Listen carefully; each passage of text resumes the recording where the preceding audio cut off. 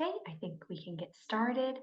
Hello, everyone, and welcome to ILSAA Part 1, Navigating Marriage Issues for LSPs Serving Afghan Clients. A quick view of our agenda today. First, again, we'd like to welcome you all. Thank you so much for joining us, and we're going to do some introductions. Then we're going to jump into family and marriage law in Afghanistan, followed by cultural humility and interview best practices, and then an overview of U.S. family law. We're going to end with some additional resources and question and answer, and then have our closing. Our presenters today, we have Nazif Azizi from ICF. We also have Shakira Rahimi from ICF, and then I will also be jumping in to do the quick overview of U.S. family law. My name is Emily McCabe from the American Bar Association. And Shakira Rahimi is our subject matter expert, and Shakira is an Afghan physician and a master of public health who has served in various U.S. government programs in the United States and in Afghanistan. Shakira is passionate about working for and with refugees around the world, and she is also a DOJ accredited representative. And then we also have Nazif Azizi, who is our knowledge management specialist. Nazif is an Afghan professional with legal experience from Afghanistan. He has served the U.S. military, the United Nations, and the Ministry of Petroleum as a legal advisor. Nazif holds a master's degree in international law and migrated to the United States through the Special Immigrant Visa Program. Thank you so much to our fabulous Afghan SME experts. And I will now turn it over to Nazif. Thank you, Emily, and good afternoon, good morning, depending on your location. Yes, as you can see on the slide, I would like to give you a brief overview of legal system in Afghanistan. The legal system in Afghanistan is broadly based on principles of Islamic jurisprudence. The most recent constitution of 2004 also reaffirmed its adherence to compliance with principles of Islam in Article 2. However, the legal system is also influenced by other countries, such as Turkey and Egypt. These two countries were amongst the first two Muslim countries who modernized their legal system, as well as France. And this particularly started with the 1964 constitution during King Muhammad Zahir Shah era, where the constitution introduced the concept of separation of power between executive, legislative, and judicial arms of the state for the first time. With that said, I would like to briefly explain the dispute resolution mechanism in Afghanistan. For dispute resolution, there are two main mechanisms: the formal justice or judicial system, which is comprised of judges, prosecutors, and courts, like every other countries, and the alternative or informal dispute resolution mechanism. Unfortunately, the main characteristics of the formal justice system were lengthiness, untransparent proceedings, corruption, and vulnerability to influence by external actors and factors. There is no independently verifiable information about state of formal justice system under the Taliban, as they do not welcome such studies. The informal or alternative dispute resolution mechanism is rooted in custom and tradition, and it lacks any legal framework.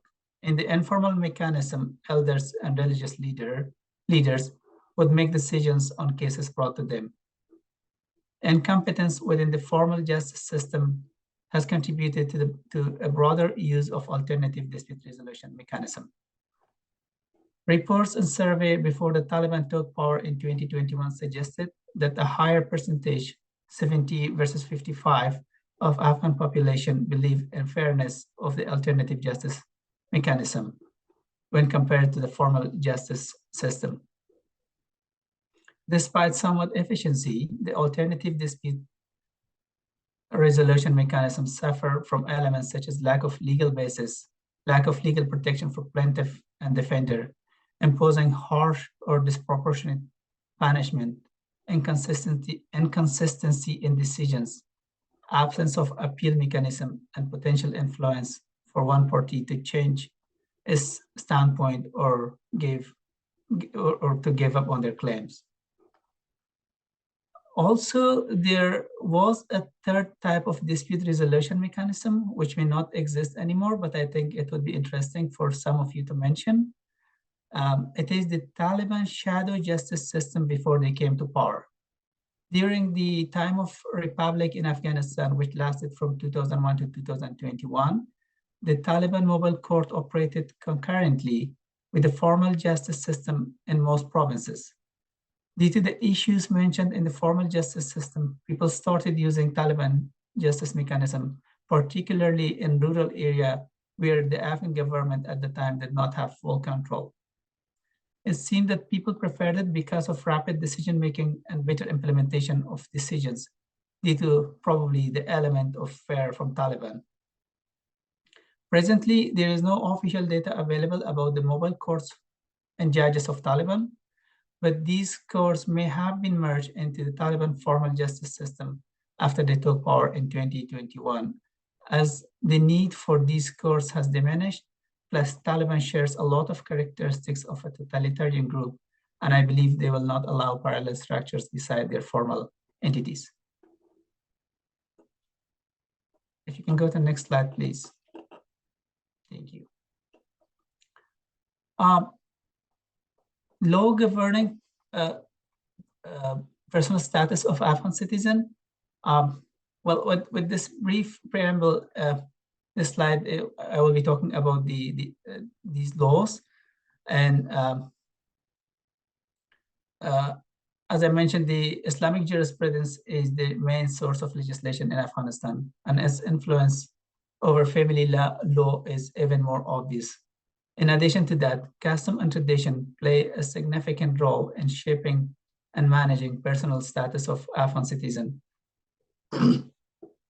which sometimes could be in dispute with law too. The government tried to regulate personal status law by ratifying Afghanistan's civil code in 1997 for the first time. However, implementation of the law hindered by different reasons, including huge influence of Islamic jurisprudence, which was concurrently being applied by courts, the Afghan civil war, and subsequent mass migration from Afghanistan. The previous government also passed Shiite personal status law for the Shiite population of Afghanistan in response to requirements of Article 131 of the Constitution that guaranteed religious freedom. For those of you who may be curious, Shiite is a Muslim minority sect that lives in Afghanistan. The current state of civil code and the Shiite personal status law is not known, as the Taliban from one hand declared on many occasions that they do not believe in statutory law. From other hand, they cannot find solution for every matter without statutory law, as jurisprudence does not codify everything, particularly newer phenomena. Next slide, please. Civil code states that marriage is a contract that legalizes relationship between a man and a woman with the aim of forming a family and establish rights and duties for the parties. From this definition, key takeaway under the civil code are number one, minimum marriageable age for men is 18 years. For women, it is 16 years. However, there is an exception in the civil code that a father may allow her daughter who completed age of 15 to marry. However, the marriage under age of 15 is not permissible under the laws of Afghanistan. The marriage should be continued. It has a continuity element. No, you cannot marry for a fixed amount of time, for example, 1 year, 2 years, 10 years. Also, no same-sex marriage in Afghanistan law because it doesn't recognize it. And also the marriage has to have an element of offer and acceptance, which means one party should propose and the other party should accept. The other key element from definition of the marriage in civil code is presence of two competent witnesses. And even if you meet all requirements, if you don't have, or if you don't provide two competent witnesses, the marriage will not be valid still. And the last thing is absence of permanent or temporary legal impediment between the marrying male and female when they want to marry. Next slide, please. Thank you. This slide talks about marriage practices in Afghanistan and their which I try to tell you in short, and that is number one, underage marriage happens, particularly in rural areas. With the Taliban in power, the situation became even worse, and it's not only because they put restriction on women, but also different schools of Islamic jurisprudence suggest different age for marriage, often lower than that of required by civil code. And of course, since civil code is not being applied, and the age for marriage could be very low than what is required by the civil code. Familial marriage are common mainly because of custom and tradition, because the parties want to know background of each other. So cousin marriage, you will see a lot, and that's legal under laws of Afghanistan. Marriage registration is, I would say, it's uncommon. People mainly register their marriage to obtain a marriage certificate for the purpose of traveling abroad. Otherwise, most marriages are not registered in court. There is no government oversight on marriage. As mentioned, marriage is mostly regulated by local customs and traditions. Conditions for marrying a second wife are rarely met. We will discuss this more in coming slides. And lastly, polygamy exists in Afghanistan and is mainly accepted, but it's not widespread too. We will discuss this more in coming slides. Next slide, please. Thank you.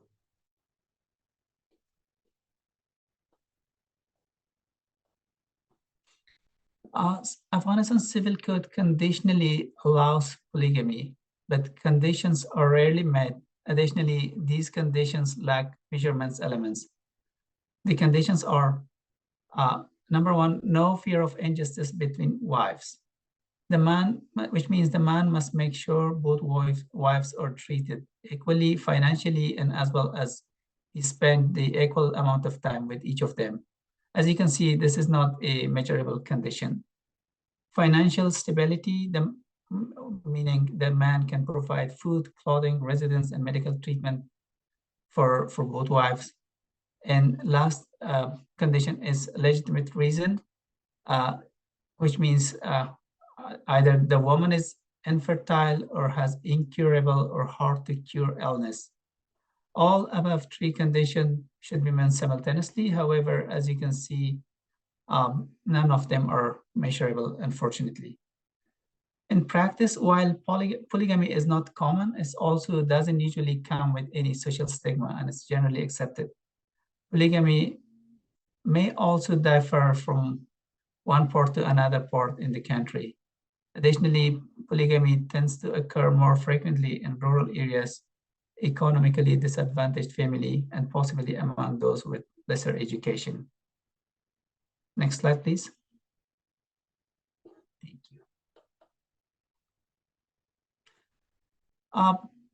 The Afghan Civil Code defines divorce as the solution of valid marriage relationship between husband and wife at present or in future by words that explicitly denote the occurrence of divorce.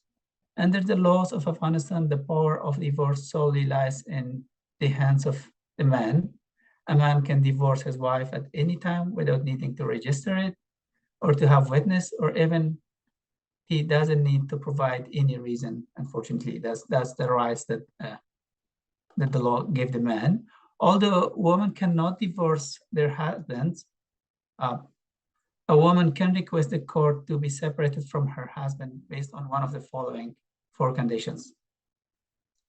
Defect, this means cases where the husband suffer from a severe or hard to treat illness or a condition that require a long time to treat.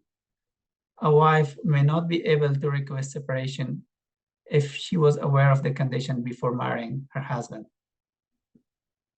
Harm, if wife claims harms that renders a shared life between spouse is impossible, spouse impossible, she may seek separation to the court. A family judge will look at the case and make decision. Non-payment of alimony. Well, alimony is a responsibility of man and of husband in marriage. And if he fails to provide alimony, which includes food, housing, and medical treatment, a woman may approach a court or may go to court and ask for separation. And absence of the husband is the last case where without a legitimate reason, where a woman can go to a court, and if a husband is absent for 3 years or convicted that he will be in prison for up to 10 years, then the woman can go to a court and ask for separation. In the latter case, which was the 10 years imprisonment, a wife at least has to wait until 5 years, and then she can request for separation. However, in practice, it's often very difficult for women to succeed in their pursuit for separation, leaving them in legal limbo due to social stigma, familial influence, and ambiguities in the law. I guess this is my this was my last slide, but I welcome any question. I haven't checked chat, but yeah, let me know if there is any question. And Emily, back to you. Thank you. One quick question for you, Nazif, just to clarify. When you were talking about the civil code, that was from 1977, right? That's correct, yes. Okay, and then we can get to the longer questions at the end. Thank you so much. And now we will turn it over to Shakira. Thank you, Emily. Good afternoon. Building on what we have learned about marriage law in Afghanistan, let's explore the significance of cultural humility in understanding and addressing Afghan marriage issues. Today, we are not just exploring Afghan culture. We are diving deep into the cultural humility, a journey that invites us to learn and build meaningful connections. When working with Afghan clients, cultural humility means understanding their culture norms, values, and experience may differ from your own, and being open to learning from their perspectives. By considering these more specific factors, we can offer tailored support to Afghan new arrivals navigating complex marriage issues in the United States. Family dynamics. Afghan families often have strong familial bonds and may prioritize family decisions over individual preferences. When addressing marriage issues, it's important to understand these dynamics. Culture norms regarding divorce. In Afghan culture, divorce may be stigmatized, and there may be specific cultural norms and procedures surrounding divorce. Divorce can still carry stigma in Afghan society, particularly for the women. There may be societal pressure to maintain the marriage and avoid bringing shame or dishonor to the family. Cultural differences in marital practices. Afghan marital practices may differ significantly from those in the United States, including polygamous marriage, arranged marriage, and family involvement in marriage. Afghan communities are diverse with various ethnicities, religious beliefs, and cultural practices which may influence marriage customs and attitudes. Misconception could include assuming all Afghan clients have the same beliefs or experiences regarding marriage and family dynamics.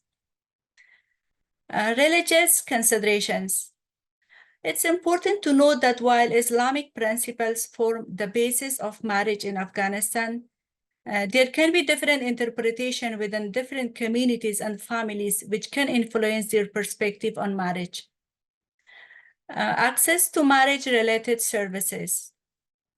Afghan new arrivals may face barriers in accessing marriage-related services such as premarital counseling, marriage licenses, lack of familiarity with the U.S. legal system, or financial constraints.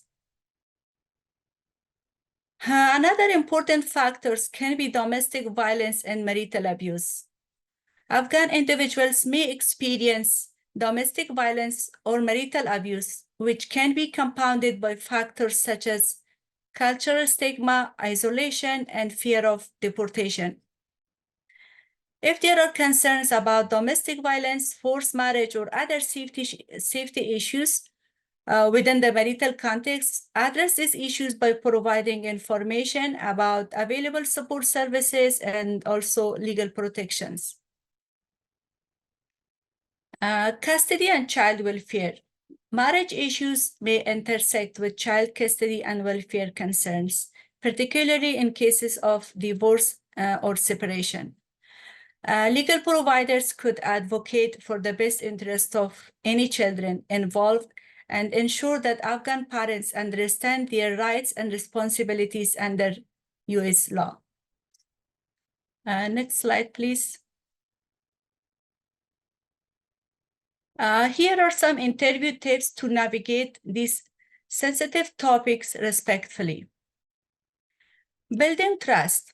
Establishing trust is essential when discussing sensitive topics like marriage, divorce, and family matters.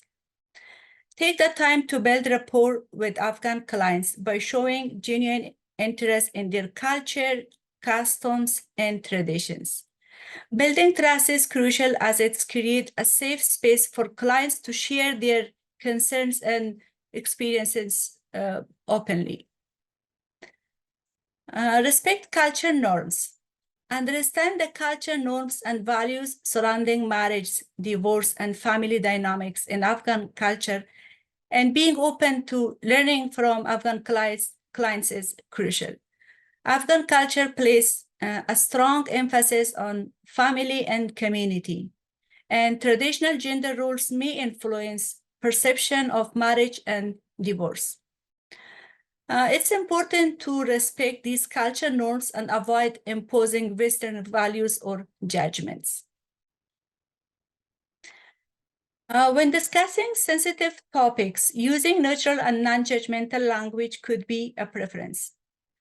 Determine the client's language proficiency and provide interpreters if necessary to ensure clear communication and accurate understanding of legal concepts and procedures related to marriage. Common challenges may include assumption about Afghan culture practice, language barriers, and stereotypes. Asking open-ended questions. Instead of making direct inquiries, open-ended questions allow Afghan clients to share their experiences and perspective freely.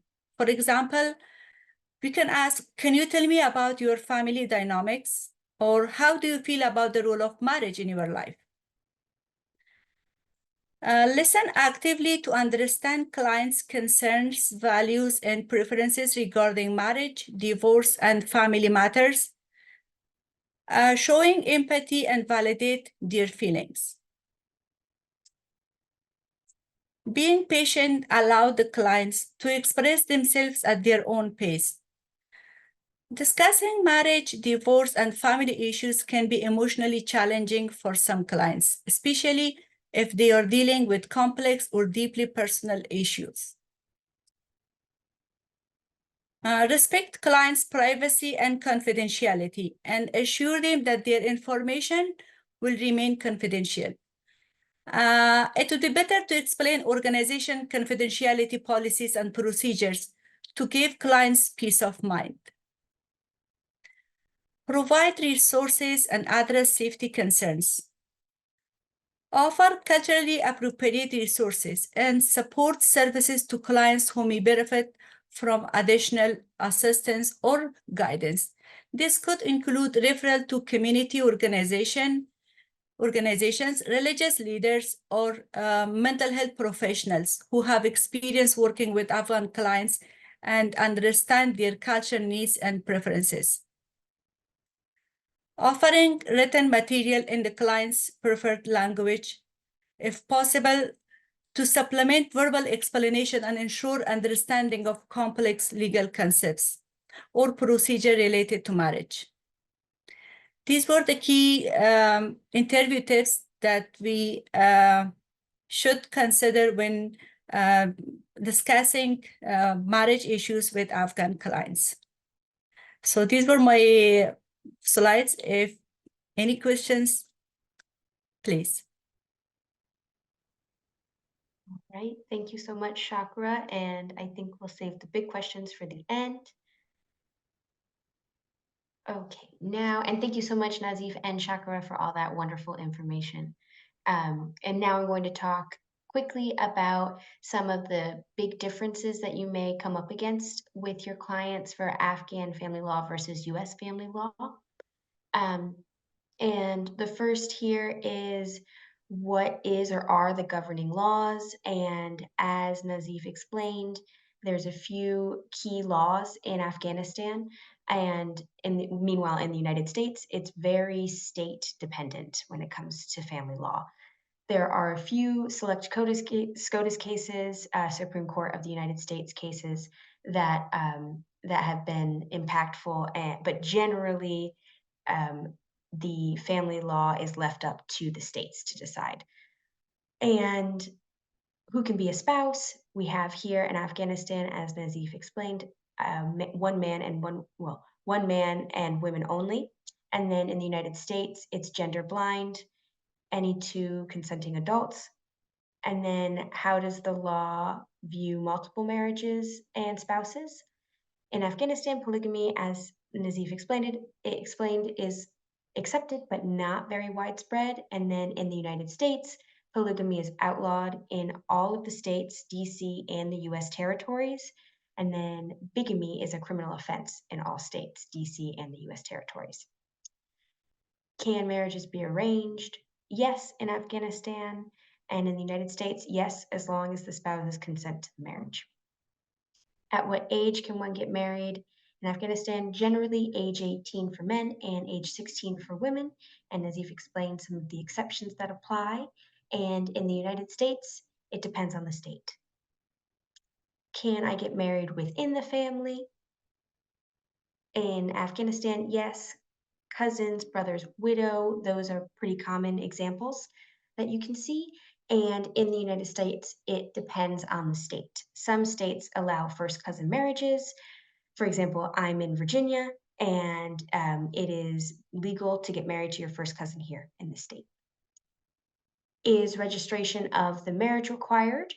In Afghanistan, no, as Nazif explained. And in the US, generally, yes, registration is required to be legally married, but some states recognize common law marriage. Who can initiate the divorce? In Afghanistan, husbands only, with some exceptions for wives in certain circumstances. And then in the United States, either spouse. And we will talk more about some of these in just a couple slides. Next slide, please. So first, when we talk about divorce and family law in the United States, I just wanted to get us all on the same page when we're talking about what we mean by family. In Afghanistan, my understanding is that family is a bigger term. It refers to more people than it does generally when we talk about it in the United States.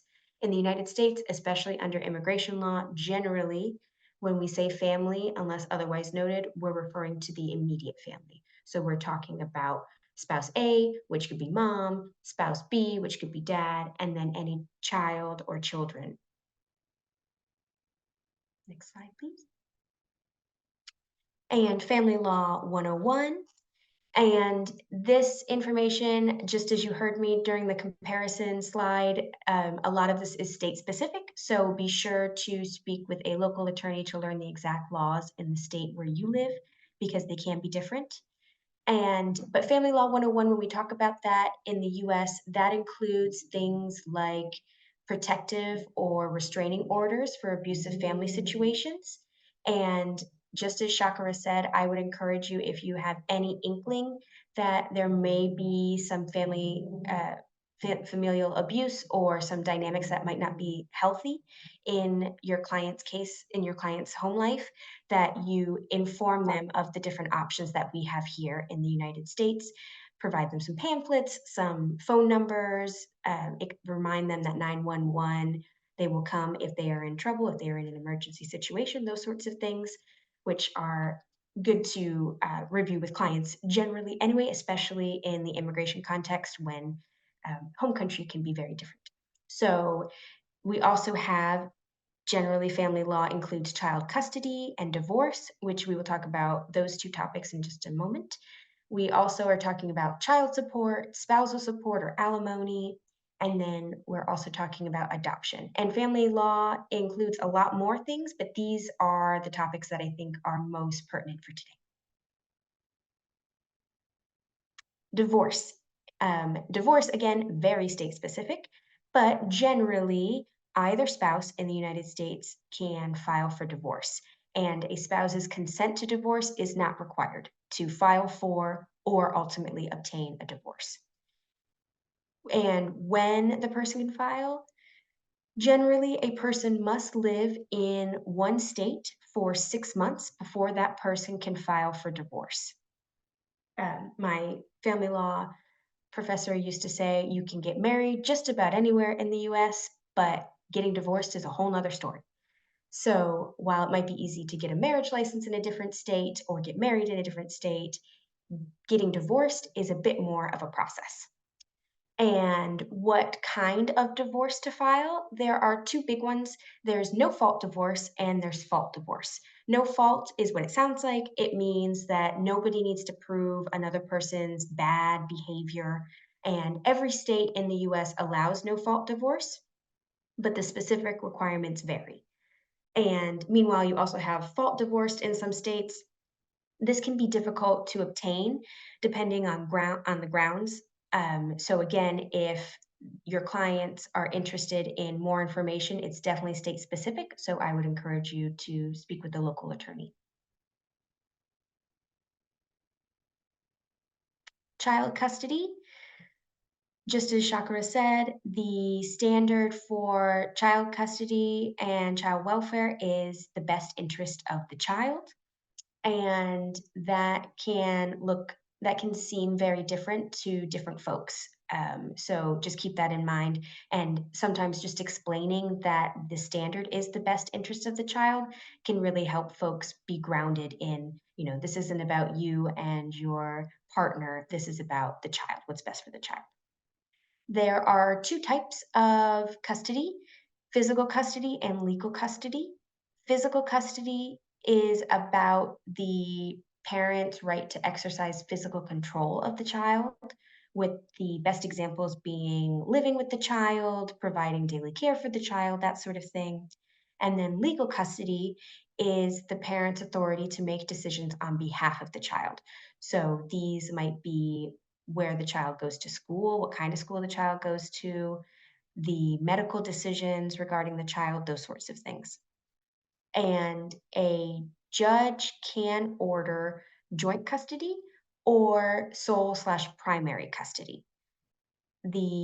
Generally, in order to be granted sole custody, the other parent has to show, parent A has to show that parent B is unfit, which is a very high standard.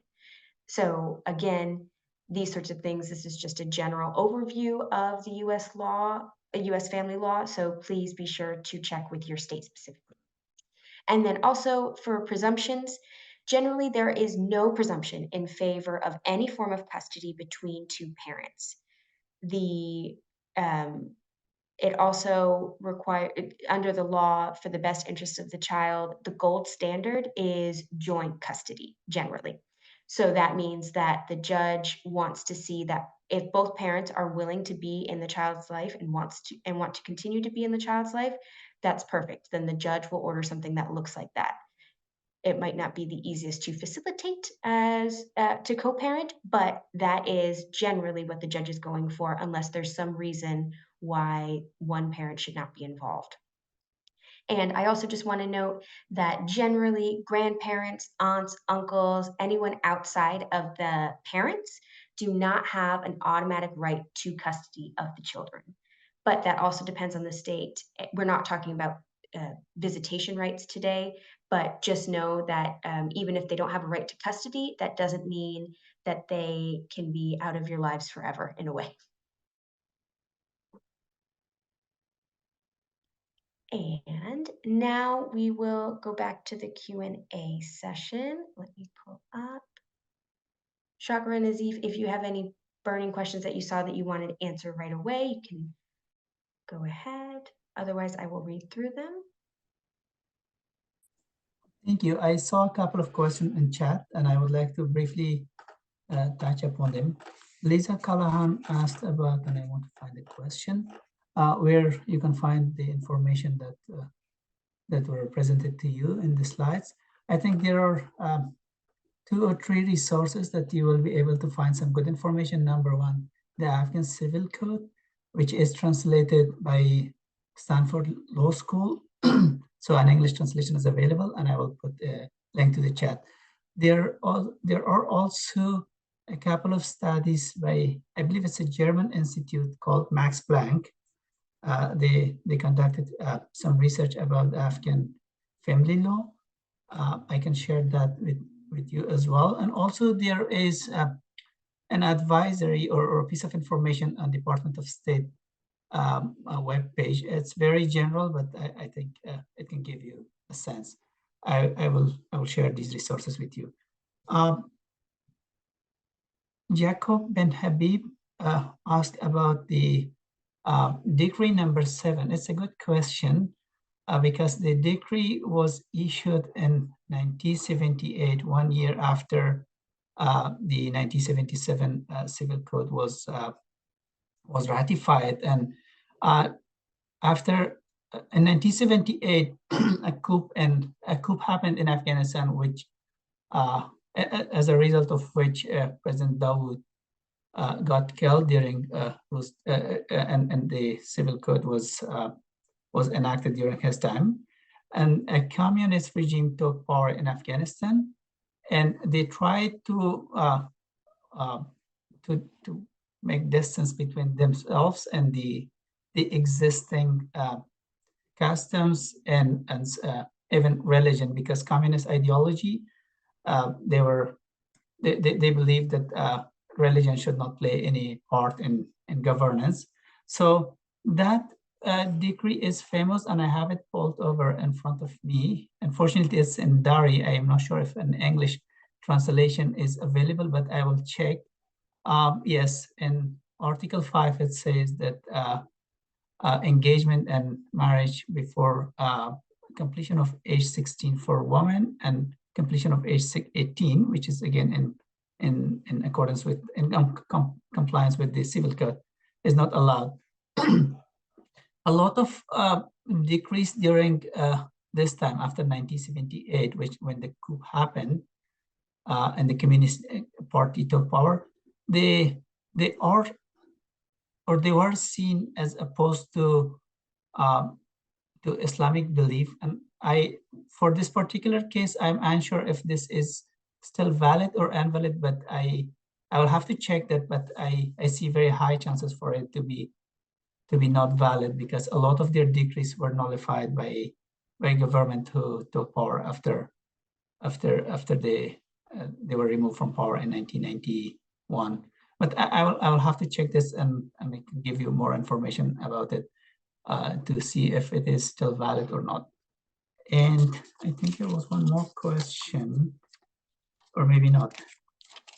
Yeah, these were 2 questions, but I am open to receiving more questions. Thank you. Also, I can see one more question about, can you please speak more about the exceptions to women being allowed to marry under age 16? Although there is no any a rule to do that, to marry under age 16, but cultural and traditional norms exist. In some traditional and conservative communities in Afghanistan, there is a long-standing cultural belief that girls should marry at a young age. So this is rare, but it can happen. And also economic factors is another things that play a role. Families may view early marriage as a way to secure their daughter's future, especially in area where financial stability is a concern.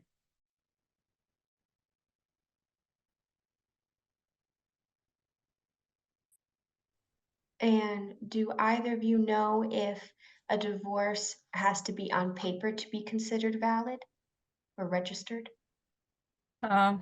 Actually, there are legal divorce, as Nazif also mentioned in his presentation, the basis.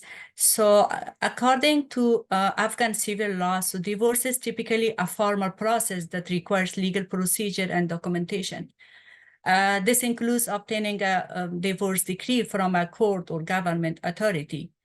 And also, but the traditional and religious practices also exist. In addition to legal divorce, there are also traditional and religious practices of divorce in Afghanistan. Like this may vary based on cultural and ethnic backgrounds in each area. In some communities, divorce can be initiated through verbal agreement or like traditional ritual recognized with the specific community. And also there is Sharia's law also. Afghanistan as an Islamic country is influenced by Sharia law, so in matter related to marriage and divorce.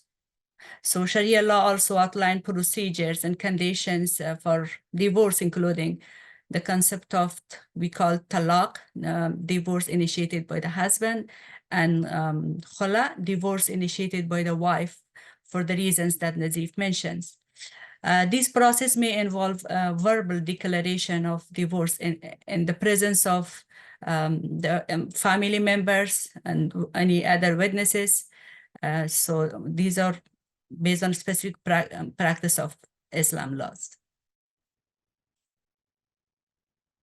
I hope I clarified the answer. Yeah, thank you. And one question from the chat is, if the conditions for polygamy are not met, then would the second or polygamous marriage be void or not legally recognizable in Afghanistan? Or are those irregular marriages still legally recognized even though the conditions were not met? I think I can speak to that. Thank you for the question. And I'm sorry, I have a little bit of allergy, so please bear with me. Yes, as I mentioned, the family law is hugely influenced by custom and culture, and unfortunately, cultural stance is not usually equal towards men and women. It's more in favor of men. And again, the conditions that are set forth in law, it is not measurable conditions. It says no fear of injustice between men and women. And each of them can have a different interpretation from what justice is. Also, it says incurable illness, which a man and woman can have a different understanding of it. So I believe that legally, technically speaking, while these conditions are not met, the second marriage based on civil code should not be recognized. However, in practice, I would say most of them or almost all of them are recognized as valid marriage because of the reason I mentioned. And most important one of them is the influence of custom and traditions. There was another question which I also wanted to touch base on it. No, under no circumstances, legally speaking, a marriage for a girl of 14 years old is permissible. A girl can only, and that's the exception to 16 years, can only get married if she completes 15 years old, and that marriage can be allowed by either father or a court. So these are two persons can allow that a marriage for a girl who completed 15 years old. Additionally, there was a question about whether these marriages will be recognized in US or not. While I don't speak to US law, but the Afghanistan Civil Code says that personal status is subject to the law of residence, which means if something of personal status happened and the laws of Afghanistan, the Afghanistan law presume that laws of Afghanistan will apply. So I don't want to speak about the US law, and I don't know, but these marriages are fully legal if they are carried out in Afghanistan.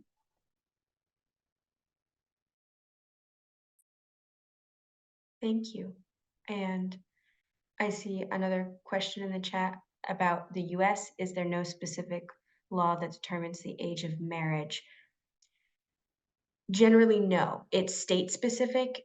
There's also certain circumstances that while generally a person has to be 18 to enter a contract, and that would be the closest thing that's related to marriage laws on like a federal level, generally it would be 18 for a person to enter a contract. State laws can absolutely differ, similar to what Nazif is saying with parental consent, or if the child is emancipated, if they go through the process for emancipation, then they can absolutely get married before the age of 18 as well. So it's very state specific. And then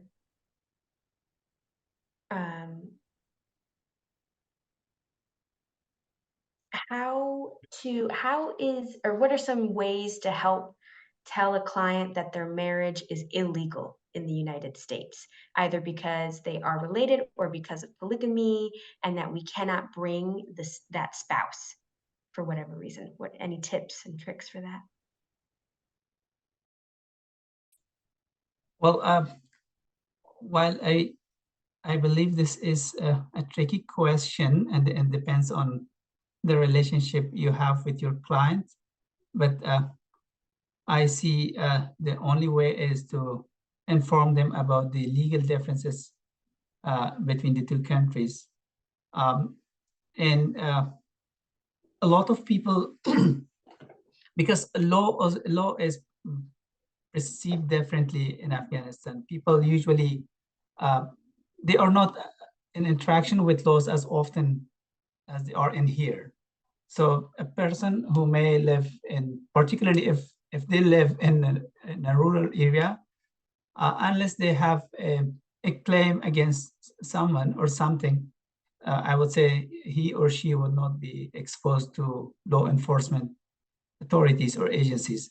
So for me, the best way is to inform them that law is definitely perceived here, and when law says something, it means that it will be implemented. While unfortunately, rule of law in Afghanistan is very vague, and there are so many examples when the laws say one thing, but in reality, something else happens.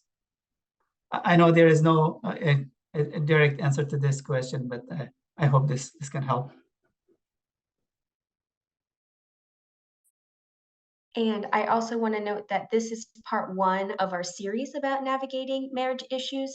In our next one, next month in May, we're going to be talking about immigration consequences, where I feel like a lot of these questions will be answered. So if we don't get to your questions today, there will be another opportunity for us to talk about things. And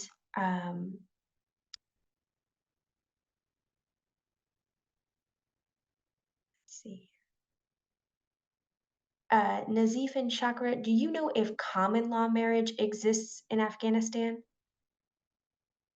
If you're even familiar with that term. Yeah, can you please tell me what is common law? Common law marriage is when it's a specific situation in certain US states recognize it, that the person has never gone through the steps to get married, but they hold themselves out to be married. They might refer to each other as spouse, but they've never actually gone to get married. They've never registered a marriage because so it's kind of, they've purposefully not done that part, but they consider themselves married, and everyone else considers them married. Like the community might consider them married, even though legally they are not. Shakira may be able to talk about this more, but I believe it doesn't have any basis in laws of Afghanistan.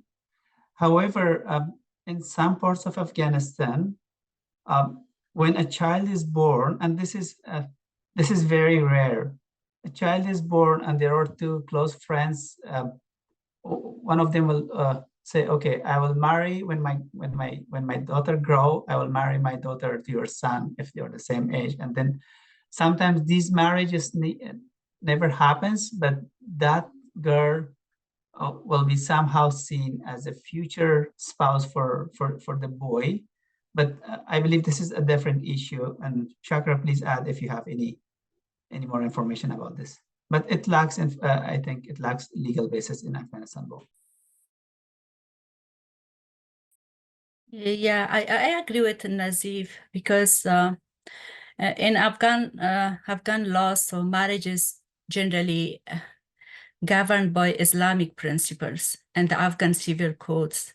So according to the legal framework, a valid marriage requires, like in Afghanistan, like a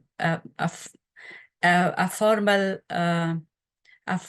agreement between families and also in witness of communities and religious people. So that's something that sometimes, as Nazif mentioned, there will be some verbal agreements at the beginning that can lead to actual marriage in the future. But sometimes it can be only verbal at the beginning when the kids are young, but later on maybe they don't accept, and maybe their idea change, so that won't happen.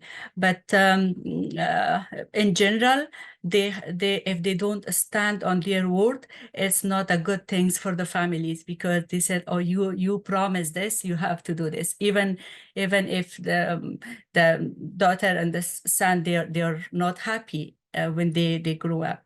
So that's sometimes that's happened. So Thank you. And what can you give an example of any type of proof that would be available if the father, for girls who got married under the age of 16, any sort of proof that the father consented, that he allowed the marriage? Would there be any paper trail or any creative ideas of what might serve as proof? Yeah, I think if you meant the age determination, they have to provide the girl's tazkira where his age is cited. But if you mean what procedures are required, I think the father will just go to a court and in front of a judge or a group of judges. He will say, "I have consent to marry my daughter who completed his 15 years old to a specific person." And would he, in that situation, would there be like a court order that he might leave with? Well, Would there be yes. any kind of evidence they might Usually, there? Okay, usually any testimony before court is recorded, and there will be a written account of that. great. Thank you. Let's see here. Can you speak more about first cousin marriages? We have a couple who are first cousins who filed in the state where it is allowed for first cousins to get married, and then they moved to a state where it is not allowed for first cousins to get married, where the grant was rendered on one of the cases listing the other spouse as a dependent. What would your next steps be here? I would argue under the full faith and credit clause that the marriage in another state, even though they don't reside there, should be recognized by all the states. That would be my argument under US law.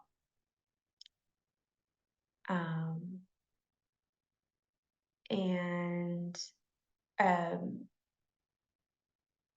I know we only have a few minutes left, but do either of you have any information about proxy marriages in Afghanistan, whether they're common, that sort of thing? Shakra, you want to go first, or?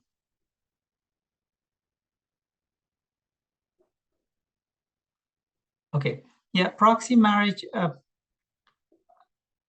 mean, in Afghanistan, a lot of time when particularly in rural area, in non-urban areas, the girl and the boy, or the man and the woman, they may not met in the past each other, and they can still get married as an arranged marriage.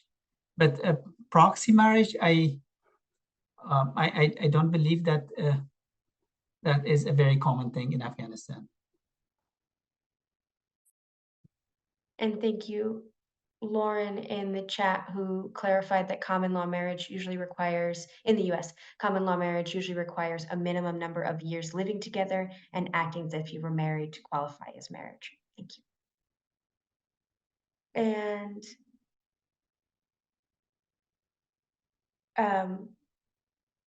yes, unfortunately, I think we are running out of time.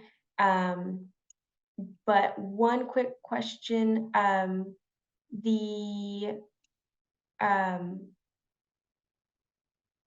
if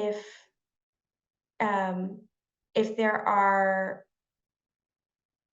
sorry, I lost it. Apologize, I lost my train of thought. So here is a slide of some of ILSAA's wonderful resources. And I'd just like to thank you so much again to Nazif and Shakira with all of the fantastic information you shared with us today, and for answering all the difficult questions, the challenging questions that we received. And thank you all so much for your participation. And we will share the link in the chat for the evaluation. And as I mentioned earlier, we will have a part 2 in May. And now with the wonderful information and background that Nazif and Shakira were able to give us, I think it'll tee us up very nicely for May to talk about the immigration consequences. And thank you again so much, and have a fantastic rest of your day.